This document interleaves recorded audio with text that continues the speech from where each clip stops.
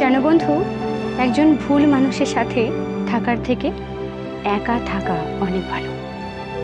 আমরা একা থাকি বা দোকা থাকি, মৃত্যু আমাদের একদিন হবেই, ঠিক।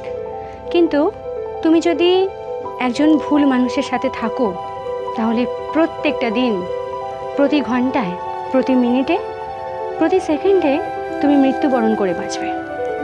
তাহলে কোনটা ভালো? জানো তো, এই পৃথিবীতে ভালোবাসা বলতে আসলে কিছু হয় না, শান্তিটুকুই ভালোবাসা। যে মানুষটি তোমাকে শান্তি দিতে পারে, সেই কিন্তু তোমাকে প্রকৃত ভালোবাসে। এটা মাথায় রেখো, যে তোমাকে বারবার অশান্তির মুখে ঠেলে দেয়, সে কখনো তোমাকে ভালোবাসতে পারে না। তুমি একজনের সাথে সম্পর্কে আছো, যে মানুষটা তোমার উপর টর্চার করে, ফিজিক্যালি অ্যান্ড মেন্টালি হতেই পারে। তোমাকে দিনের পর দিন নির্যাতন করছে, মানসিকভাবে বা শারীরিকভাবে। তুমি সবটা বুঝেও সেখানেই পড়ে রয়েছো। তুমি ভাবছো, কি করব? সম্পর্কটা থেকে বেরিয়ে যাব?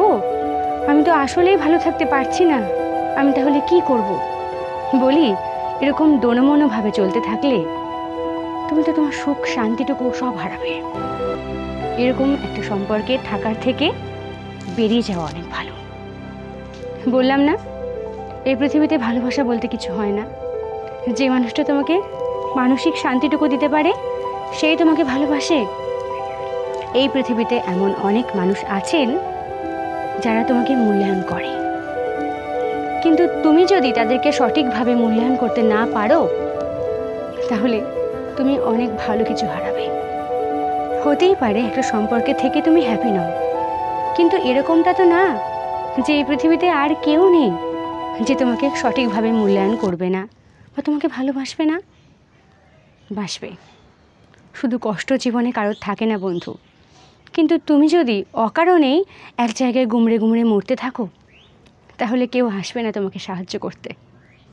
তাই বলি, এমন কাউকে জীবনে বেছে নাও, যে মানুষটি তোমাকে সঠিকভাবে মূল্যায়ন করবে, প্রতিটি পদক্ষেপে তোমাকে মোটিভেট করবে যে তুমি পারবে, আমার বিশ্বাস, তুমি হেরে যাওনি, আমি তো আছি তোমার পাশে, এই সাহসটুকু যে তোমাকে যোগাবে।